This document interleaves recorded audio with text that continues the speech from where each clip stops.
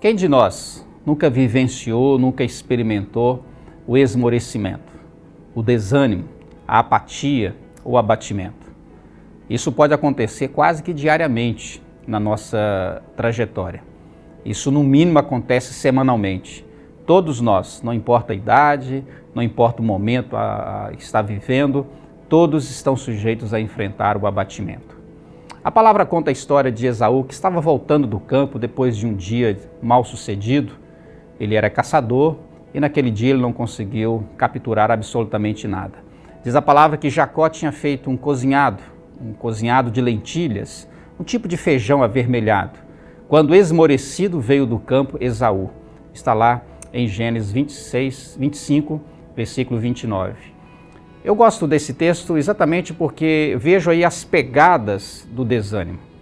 E essas pegadas, elas de certa forma interferem em nossos sentimentos.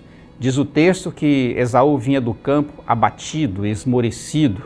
O seu emocional, o abatimento das suas emoções era visível. Os seus sentimentos estavam completamente abalados, desestruturados. O cansaço predominava. A apatia insistia no seu coração e os seus sentimentos, a sua má vontade, a sua falta de força era visível e nítido aos olhos do seu irmão.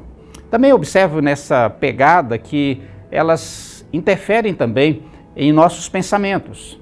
Quando ele chega diante de Jacó, Jacó estava comendo ali o prato de lentilhas e ele então pede daquela comida, né, e Jacó propõe uma trocar aquele prato de lentilhas pelo direito de primogenitura, e ele simplesmente decide fazê-lo. Portanto, ele não raciocinou bem, ele não pensou bem.